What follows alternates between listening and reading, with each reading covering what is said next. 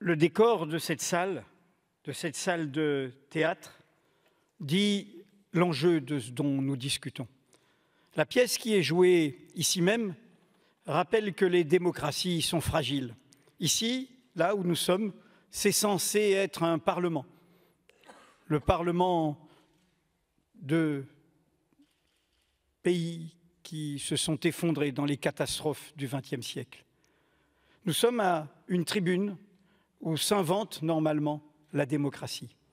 Nous ne sommes pas ici pour parler de nos privilèges. Nous ne sommes pas ici pour parler corporatisme. Nous ne sommes pas ici pour parler profession. Nous sommes ici, à travers tous ceux qui nous regardent, pour dire combien l'enjeu de nos discussions de ce soir est un enjeu qui concerne tous les citoyens. La publicité de la vie politique est la sauvegarde du peuple. C'est une phrase très ancienne, prononcée quand fut inventée la démocratie dans ce pays-ci, la France, et dans d'autres. La France n'en a pas le monopole. C'était le premier président du tiers-État, quand sortait face aux privilèges des puissants, le peuple, et qui demandait à avoir le droit d'agir, le droit de voter, le droit de s'exprimer.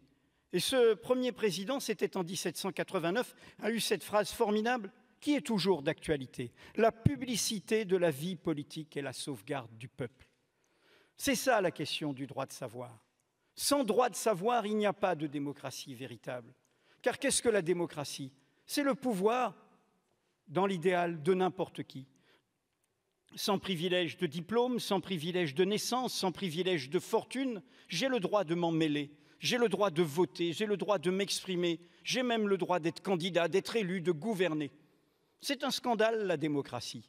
Et c'est un scandale pour toutes les tentations oligarchiques qui considéreront qu'au contraire, elles ont des privilèges de naissance, de fortune, de pouvoir, d'origine, qui leur permettent de mieux savoir que le peuple ce qui est bon pour lui. Et leur arme, c'est justement le savoir, la connaissance. En avoir le privilège, en avoir le monopole, et laisser le divertissement au peuple, laisser ce qui nous distraira et nous éloignera des vrais enjeux publics.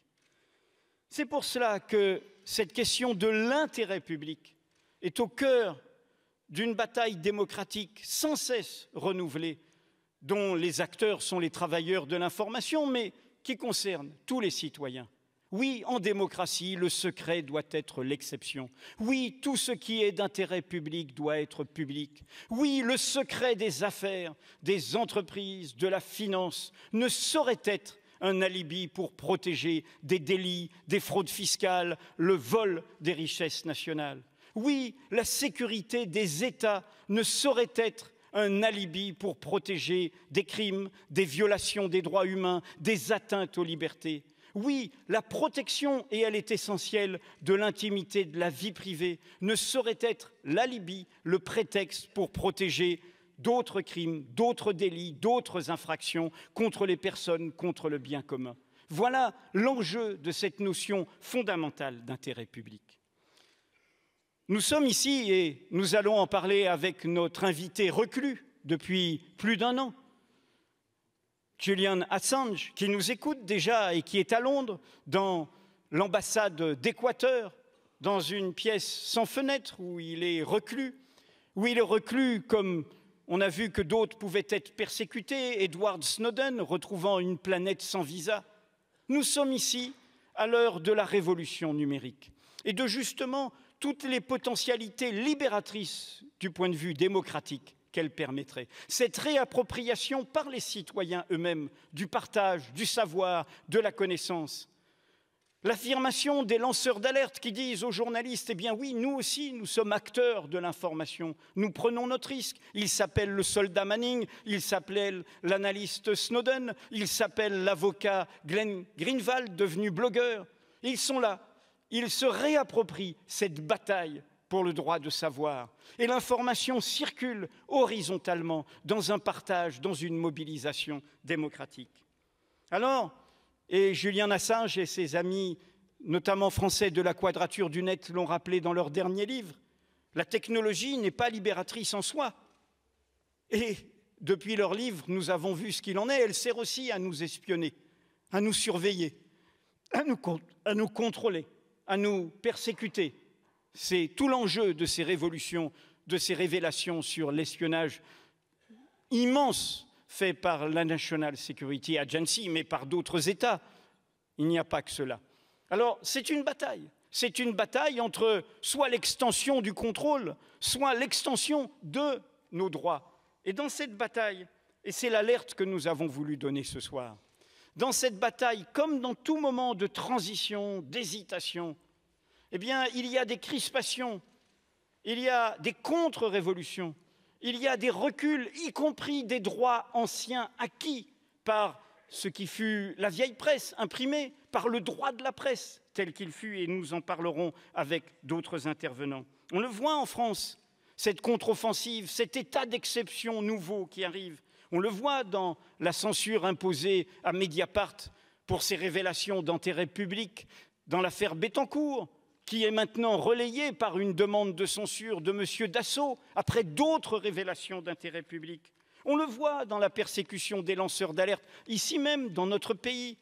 Il devait être là ce soir, il a eu un souci de santé. Philippe Pichon, c'est le policier grâce auquel vous avez connu les fichiers de police, les abus des fichiers de police. Eh bien, il est persécuté, condamné. C'était un policier républicain, c'est un policier républicain. Et puis, il y a Condamin-Gerbier, ce financier français visant en Suisse, qui a été un témoin essentiel pour la justice, pour les médias, pour la police, sans lequel il n'y aurait pas eu d'aboutissement de l'affaire Cahuzac. Et il a été embastillé au nom d'un État qui fait du secret de la finance, au fond, sa sécurité nationale. Et puis, Christophe en a parlé, il y a le risque d'une régression sur le secret des sources, au nom de l'intérêt fondamental de la nation. Or, c'est bien ce moment-là où, justement, les révélations sont importantes, quand elles touchent au fait que derrière ces intérêts fondamentaux, eh bien, il y a des crimes, il y a des délits. Voilà cette alerte que nous voulons lancer ce soir et que lance l'appel que nous vous invitons à continuer à signer. Nous avons le droit de savoir. C'est une bataille internationale. Et c'est une bataille internationale dans laquelle s'invente la démocratie de demain.